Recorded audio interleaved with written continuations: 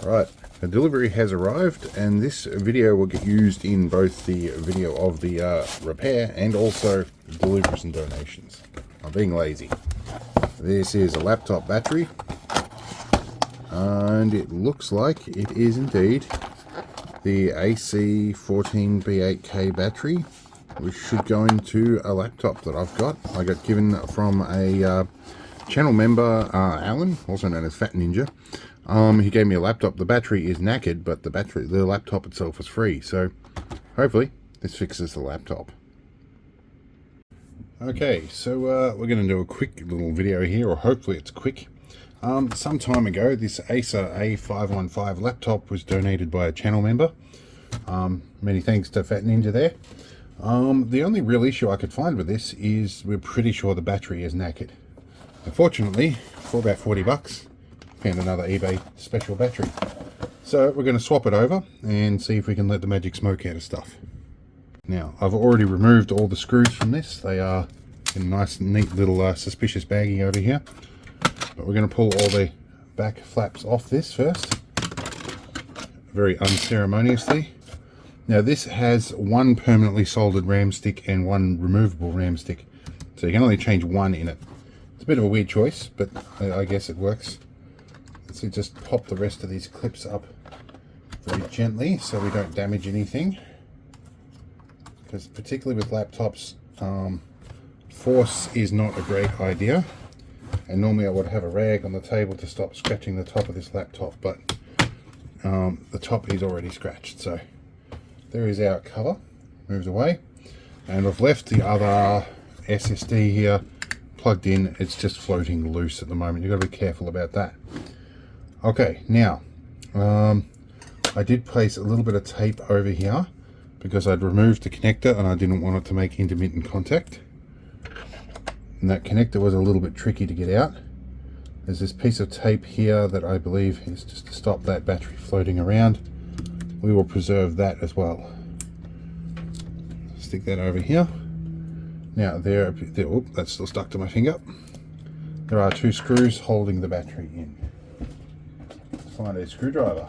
I rearranged my tool drawer the other day and stuff is not where it used to be. Alright, it's my favorite screwdriver. This was a gift from the Schneider rep when I worked for an electrical contractor, which actually I have worked for a few over the years. Now, I've done a lot of things over the years actually. Now that won't pick up, so we need to magnetize a screwdriver. Pick that screw up, stick it on the magnets. Now we should be able to lift this battery up out of the little locating lugs. There we go, and that should lift away. There's old battery. I did measure across all the pins in here and there was no voltage that I could detect. It seems like it's gone into sleep of death, hit its protection circuit, and I wasn't about to try and jump start a battery of this capacity. Oh, here's the BIOS battery under here too. It's hiding away just in there. It's a little clip-on thing. I could probably replace that while I'm in here. I also not terribly interested in that idea right at the second. Now, I could check this battery to see if it has volts right now, but I think we'll find out pretty quick when we plug it in. Two locating lugs, it's just had to snap into those. We'll put these screws back on. I'm going to do that before I plug it in, I believe. And I will need to flip this over to test it, so it will help having the screws in there. Alright, now comes the part where we cause fireworks, if there's any that's going to happen. We need to make this go into that connector. Now, I believe this way is the way it goes up. I hope. Yes, there's the two keyways in there. There was a little zap that tells me there's actually power active, so that's good. Now we want to tuck these out of the way a bit, and I think that's what that extra little bit of tape was for. Let's a bit of tape, I believe, was to hold that down. That's good. Okay, so let's see if it fires up now. Previously, when I had disconnected the battery, it had not made any little zap or indication of that. That is that loose hard drive flopping around. That's a floppy. That's what they used to call floppy disks. It's a floppy drive. Try this now. See if we have power. What we do, it fired up. Okay, we have success. There's a flashing cursor, that means it's got power and it's not plugged into mains. We'll let it boot up, log in and see what the battery capacity says. Alright, we're going to put the cover back on, which this one is actually thankfully very easy to do.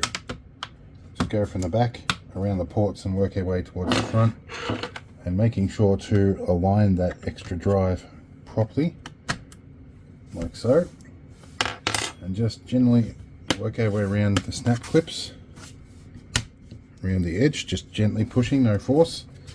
And there we have a bunch of screws to put in, which I believe are more or less all the same length. So we'll do that, we'll be back. Now, little telltale sign we didn't have before, is this charge light here never used to come on. So that's nice. Alright, now I know there's passwords on the stickers that's going to get peeled off, and we'll change that. That's just so I can remember with the things in my stack of stuff what the passwords were. Alright, let's see if it actually boots up. At the moment we've got a black flashing cursor. We'll see what it actually is. Okay, we've got into BIOS. The battery does work. It's charging. For the purposes of this video, that's as far as we're going to go. We'll see you in another one. But yeah, pretty easy to change the battery in these things. I'm going to get this one bundled up and sent off, and we'll move on to the next video. Have fun, guys.